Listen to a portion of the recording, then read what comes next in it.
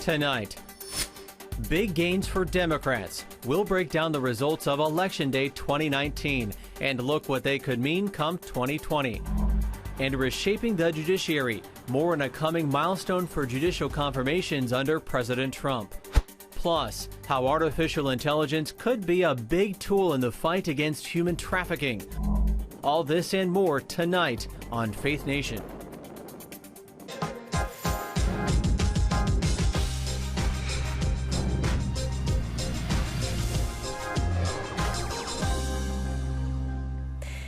Will Democratic wins in 2019 spell trouble for the GOP in 2020? Welcome to Faith Nation. I'm Jenna Browder. And I'm Ben Kennedy in for John Jessup. Could the blue wash across Tuesday's election results be a harbinger of the 2020 presidential race? Yeah, that's definitely, there's talk of that as Democrats claim victory in the Kentucky governor's race and the Virginia legislature.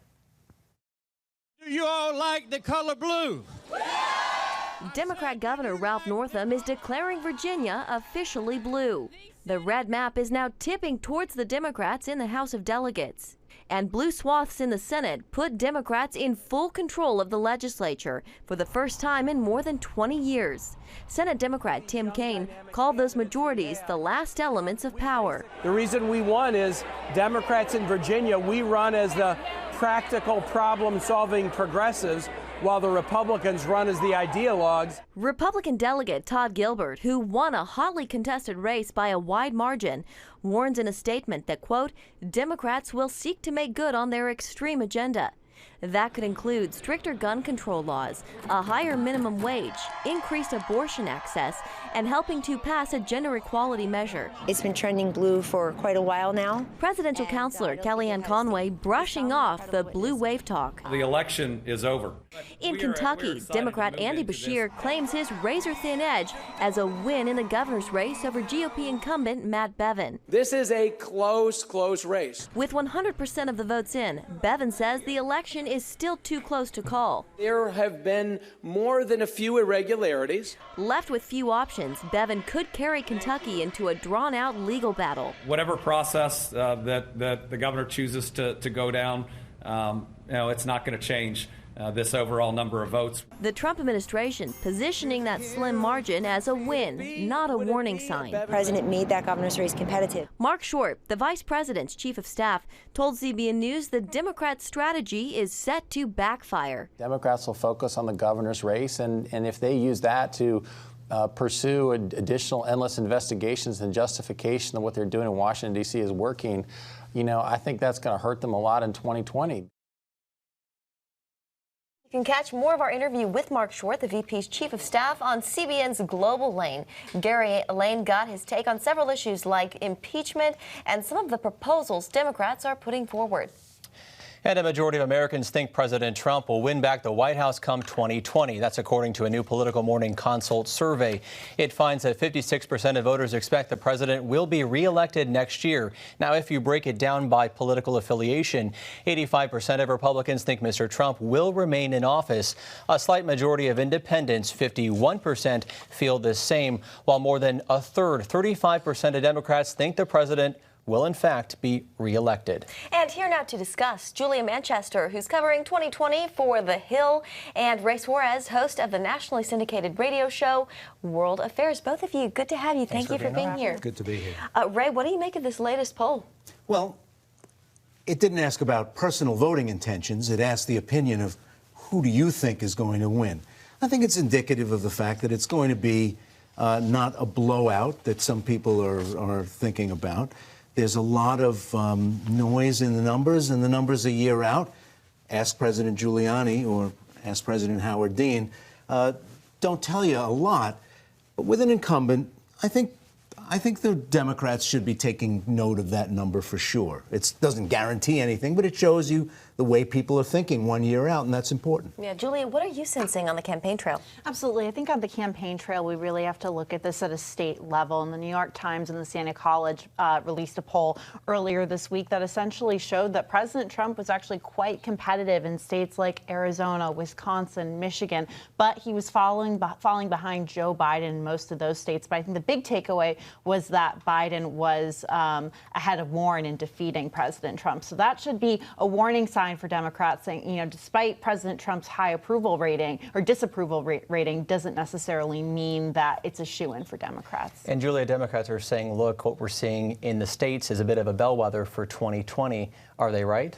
You know, I think that's potential. There's some potential for that. I think in terms of how impeachment will play, I think last night told us a lot about how impeachment will play in states like Kentucky. I think Kentucky, though, it's being kind of painted as a bellwether. However, we have to remember that Matt Bevin was a very unpopular governor and that Republicans were actually successful in a number of down ballot races in that state. So, you know, I think it shows that Democrats will be competitive, but we shouldn't count out Republicans as well. Yeah, on the down ballot races in Kentucky, Republicans did very well in those, Ray. What are we supposed to make of that, even though they lost the governorship? Personal unpopularity, but also Matt Bevin is seen as the author of any attempt to pull back on the very popular Medicare expansion in Kentucky, brought in by the new governor-elect's own father. Now, Kentucky is one of those interesting places because there are a lot of low-income households with a lot of high medical needs, and they got a lot of help from the Medicare expansion, regardless of party affiliation, regardless of voting intention. That's real. When you say to somebody, you know, I don't agree with this policy, I'm going to take away the Medicare expansion, that gets you a lot of attention. Ray, switching gears to Virginia for just a bit. Now that the legislator and governor's office is blue, went to Democrats, how are we going to see things change in the state? Well, Tim Kaine noted last night that they're winning on a Republican map. Republicans drew this legislative map after the 2010 census. The next map will be a Democrat party-drawn map, and that's significant. There will be a lot more friendly districts for Democratic senators and members of the House of Delegates, and, you know, that's the way the pendulum swings. Virginia's on its way to being a real blue state, for real. Not any of this hedging or purple or anything. They would have won with a more friendly map 2 cycles ago, but the Republicans managed to hold on to the lower house. Do you think we'll see this with other states, say Texas and others that are kind of teetering on the edge? When we write about the political history of this time, 30 years from now, 2010 is going to loom large because that was the year of a legislative blowout across the country after the first 2 years of Barack Obama's first term. And it was Republican legislatures that got to draw the maps in state houses across the country, new maps, and that kept the Republicans in power for much of the rest of the year with lopsided majorities that didn't reflect the votes they got in these states. Yeah. Julia, looking ahead real quick, do you see Republicans and the Trump campaign kind of reevaluating their strategy after last night's result? You know, we'll really have to look and see. I think to November 16th in Louisiana, President Trump is actually holding a rally in Louisiana tonight in Monroe for the Republican gubernatorial candidate there. So we'll have to look there. But, you know, I think President Trump is distancing himself from Matt Bevin. So definitely in Kentucky, the strategy's changed. All right, Julia and Ray, thank you both very much. Thank you, guys. Well, to the impeachment investigation on Capitol Hill, mark your calendars. The first public hearing is next week. That announcement coming today from House Intelligence Chairman Adam Schiff. Abigail Robertson joins us with the details. Abigail, when will we start to see that testimony hit TVs across the country? Well, Jenna, we can all tune in next Wednesday. House Democrats announced today they are calling in 3 witnesses for next week, starting with William Taylor, who is a U.S. diplomat to Ukraine, and George Kent, a State Department official who will both testify Wednesday. And then on Friday, we will hear from former Ambassador Marie Yovanovitch. Here's what House Intelligence Committee Chairman Adam Schiff has to say about the upcoming public hearings. Those open hearings will be an opportunity for the American people to evaluate the witnesses for themselves, to make their own determinations about the credibility of the witnesses, but also to learn firsthand about the facts of the president's misconduct. While Republicans are reportedly readying their own set of witnesses that they would like to come publicly testify. Abigail, as things kind of move out into the open, there is discussion that Republicans are kind of, stacking the deck in the Intelligence Committee. How could they go about actually doing that? Now, this is pretty interesting. We're hearing reports that Republicans are considering putting Congressman Jim Jordan and Mark Meadows on the House Intelligence Committee, which will be the only committee who will be asking questions during these public hearings. Now, both Meadows and Jordan are ardent supporters of President Trump and have both been in the hearing room for almost all of the closed-door depositions we've seen so far.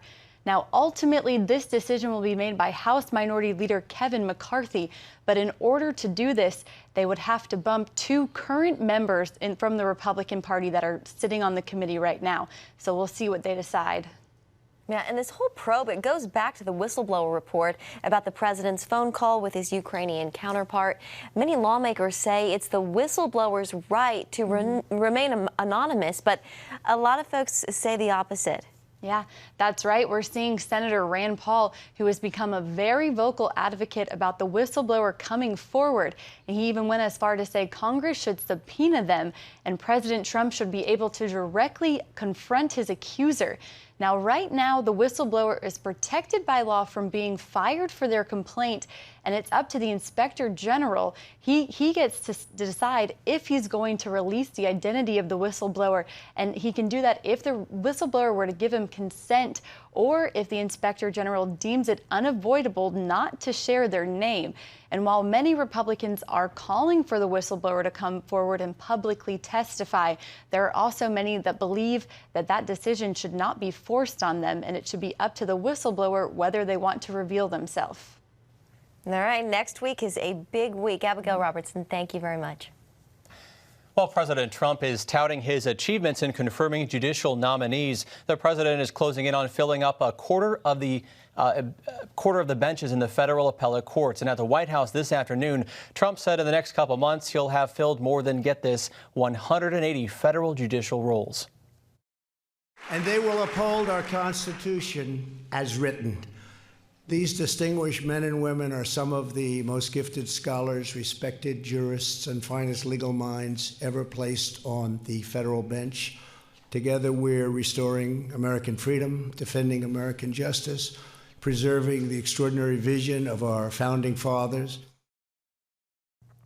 And Carrie Severino of the Judicial Crisis Network joins us now for more. Carrie, good to have you. Great to be here.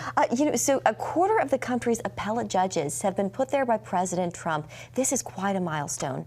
Yeah, most people, we focus rightly on the Supreme Court, but people don't realize more than 99% of cases end at the appellate courts. They don't ever get to the Supreme Court. So there's a lot of cases that the Supreme Court just doesn't have the time to go back and correct. It's so important to have good judges there who are going to be faithful to the law, that aren't going to be applying one standard to policies they like and one standard to policies they don't like.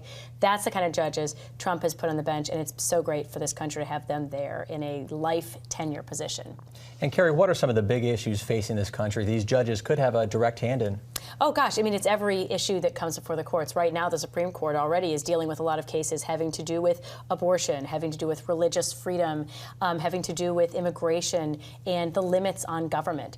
All of those come up regularly at the appellate courts as well. And again, we have to make sure those decisions are being made correctly in the first instance, because you can't just count on the Supreme Court to go back and fix your mistakes. The confirmation battle has not been easy for a lot of these nominees. Carrie, what are some of the instances, what are some of the hurdles you've seen some of them run into?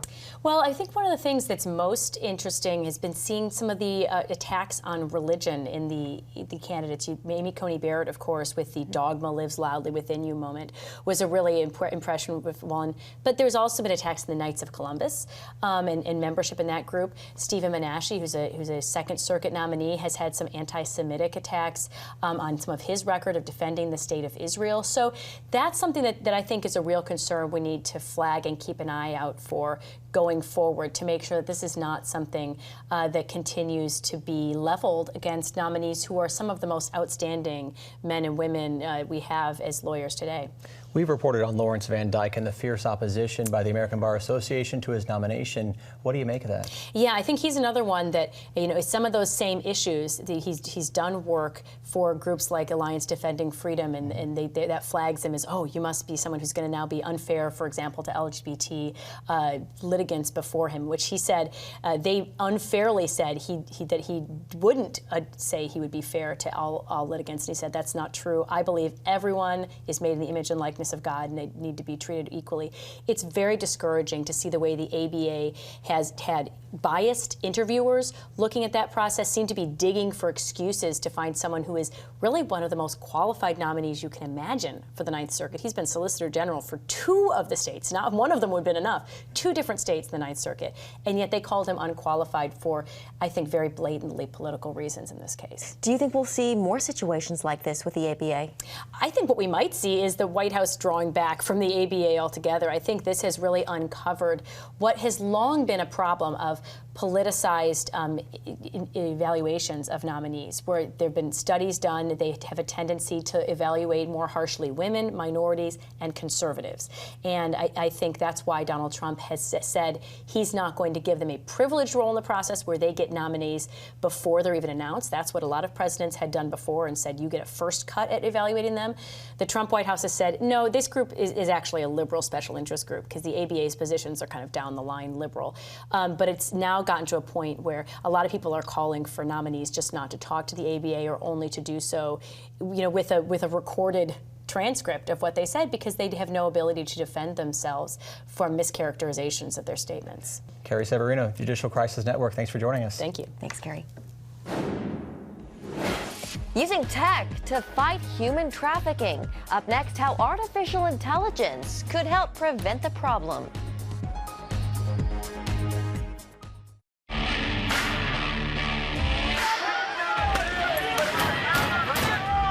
Having sex before you marry is a bad idea. Don't tell me there's no such thing as gun violence.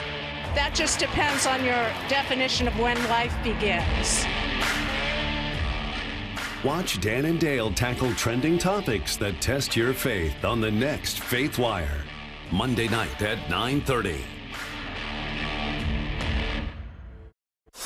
The Global Lane takes you around the world, providing facts over fiction. What might rising trade and geopolitical tensions mean for you on the home front? With over 45 years of experience, award-winning journalist Gary Lane brings you the truth from a global angle. What about the issue of immigration? World news analysis you won't see anywhere else. And it's all right here on the Global Lane. Watch The Global Lane, Thursday night at 9:30.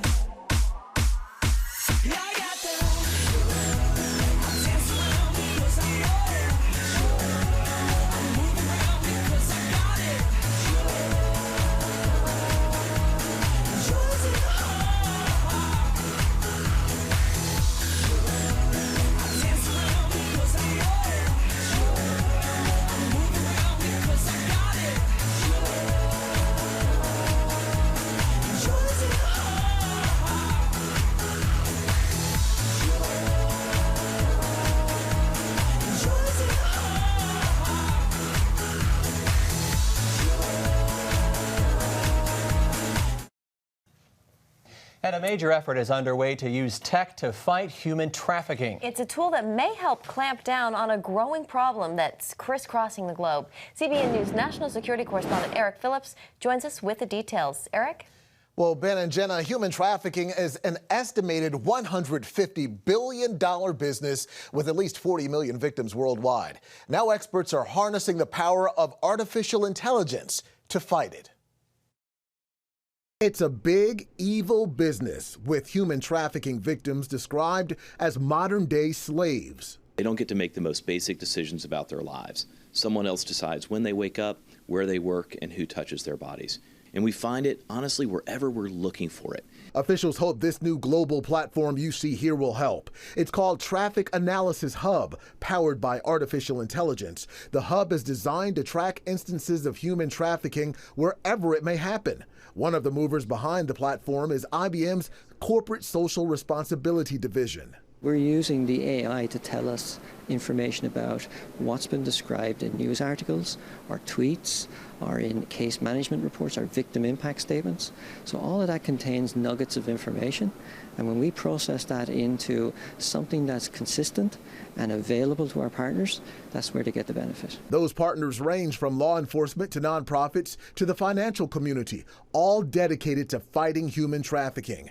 This new hub will gather information quickly and spread it far and wide, something experts say has been badly needed. It's a major frustration for me. I'm an intelligence professional from law enforcement. My major frustration is there's lots of research work out there. They're very large documents and they're very well done, but not many people have access to them. We need to come up with something that everybody who needs access to an understanding of the picture of trafficking can get it simply and easily. And that's the goal of this new technology. Experts say it takes an entire array of techniques to fight against the problem of human trafficking, and they believe this new program featuring AI technology will become a major tool in their arsenal. Jenna and Ben. Eric, thanks so much. Well, coming up, we'll explain how one of the deadliest drugs is making its way into the vaping industry. That's next.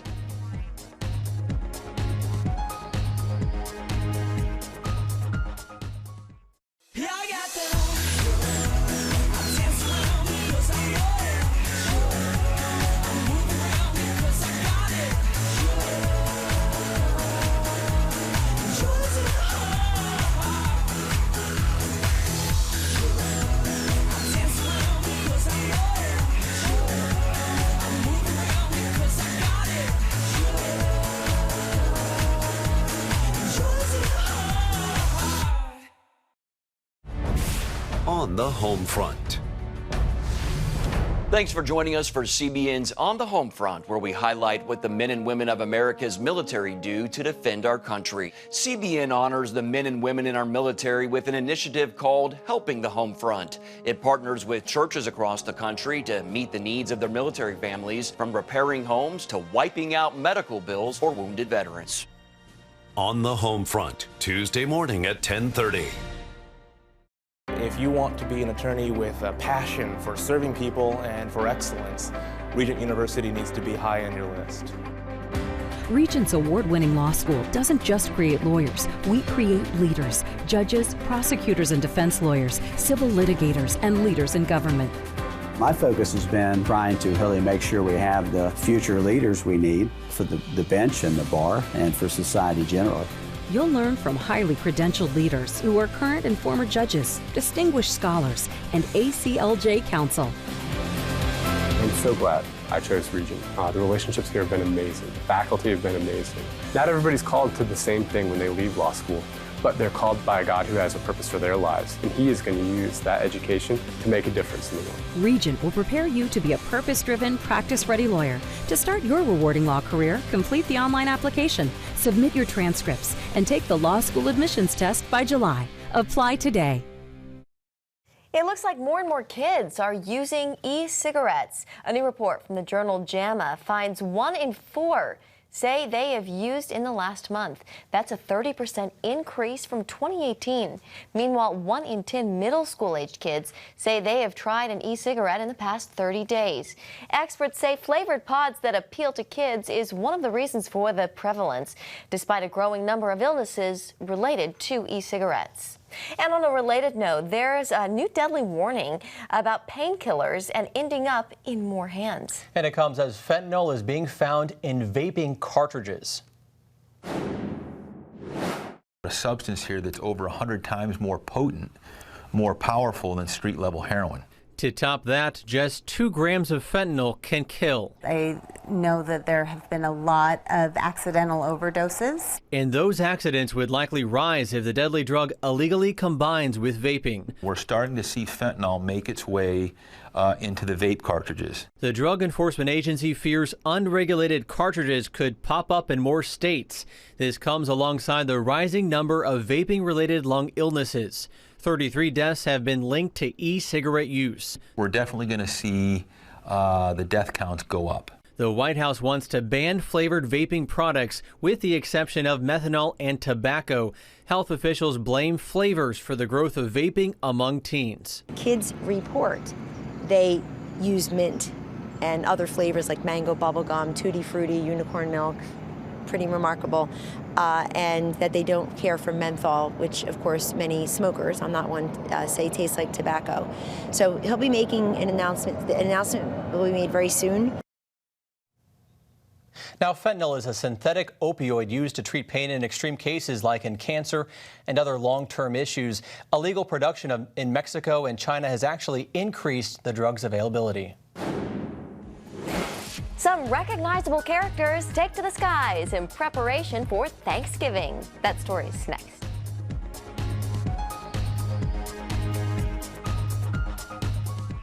If you want to be an attorney with a passion for serving people and for excellence, Regent University needs to be high on your list.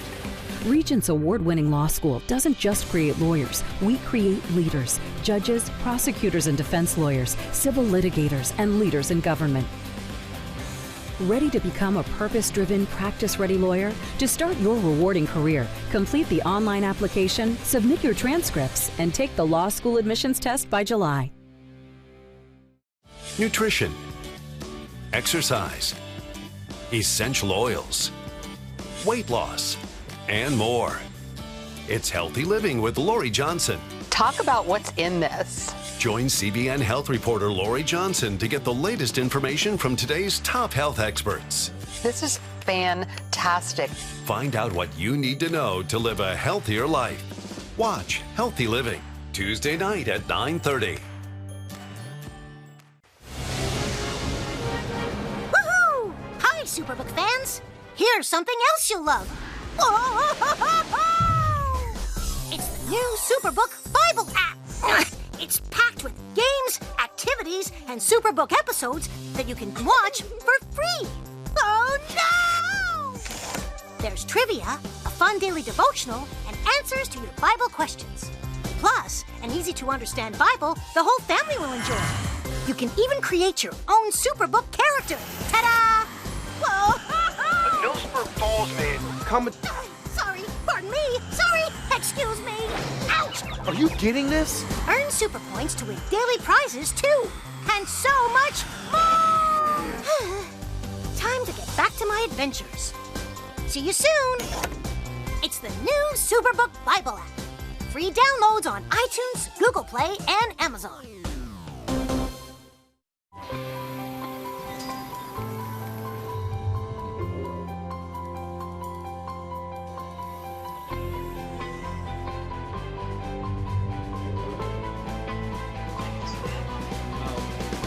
I am Regent's first ROTC graduate student.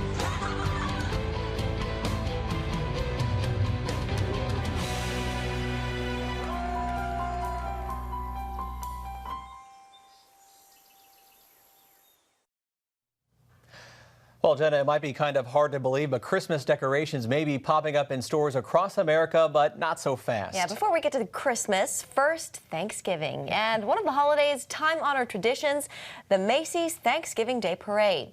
Macy's, of course, is busy making sure everything is ready for the 93rd annual parade, including the giant balloons that will make their way through the streets of New York City. You can see a lot of the balloons here. The newest additions to the list of characters just completed their official flight test. That's what this is, and have gotten the all clear for the big parade. We'll have to tune in. Thanksgiving, wow, almost here. Well, that's